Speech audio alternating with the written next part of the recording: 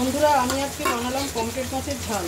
সেটা আপনাদের সঙ্গে শেয়ার করব বলে মাছটাকে নুন হলুদ মাখিয়ে রেখেছি। আর তেল গরম হয়ে গেছে, তাতে একে একে মাছ ভাজাগুলো দিয়ে দিলাম।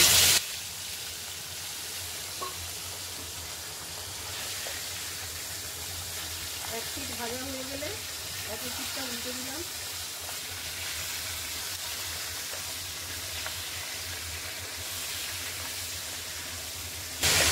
অবসর টাইমে আমি রান্না করতে একটু বেশি ভালোবাসি, তাই জন্য বেশিরভাগ সময়টাই আমার চ্যানেলে রান্নাটাই আপনারা দেখতে পান।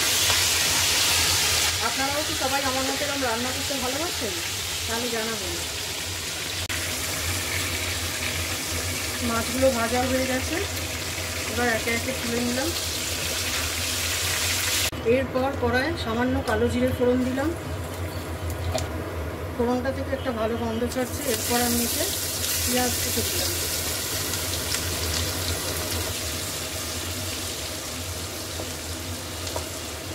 পেঁয়াজটাকে একটু হালকা করে ভেজে নিতে হবে।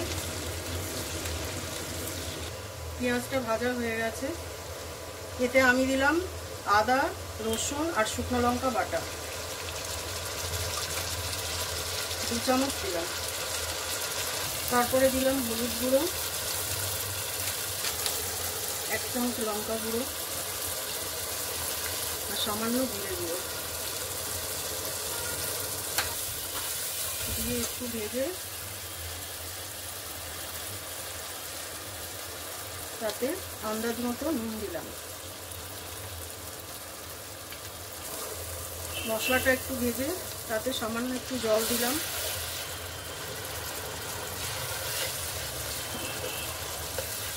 আর দিলাম কয়েক টুকরো টমেটো।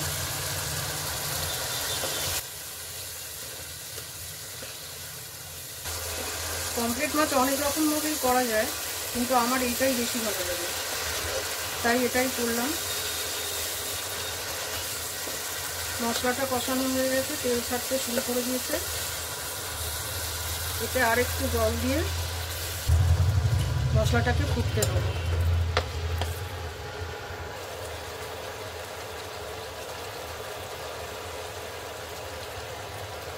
এরপর মাছগুলো একে একে দিয়ে দিলাম।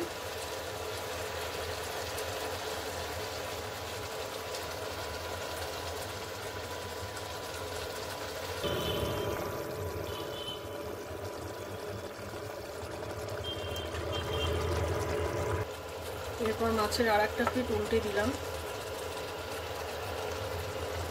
খুব সাবধানে উল্টাতে হবে, নাহলে মাছগুলো ভেঙে যাবে।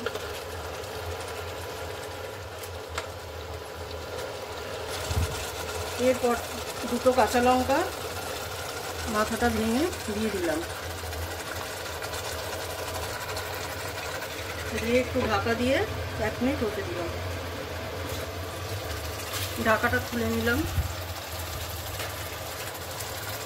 মাছটা আমার হয়ে গেছে। ওপর থেকে কিছুটা ধনেপাতা ছড়িয়ে আরও 1 মিনিট ঢাকা দিয়ে হতে দিলাম। হয়ে গেল আমার পমফ্রেট মাছের ঝাল।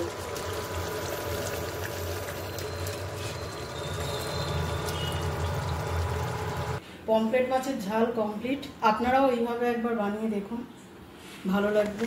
একদম সিম্পল ওয়েতে, অথচ খুব তাড়াতাড়ি হয়। আর আমার তো এমনি রান্না করতে ভালো লাগে, আর অবসর টাইমে গল্প, বই, গান এই নিয়েই বেঁচে আছি। তবে রান্নাঘরে ঢোকার একটা আলাদা মজা আছে। রান্না করে প্রত্যেককে খাওয়ানোর যে একটা আনন্দ, এই আনন্দটা তো অনাবিল আনন্দ, এটাকে মুখে বলে বোঝানো যায় না। সবাই ভালো থাকবেন, সুস্থ থাকবেন, আনন্দে থাকবেন। ধন্যবাদ।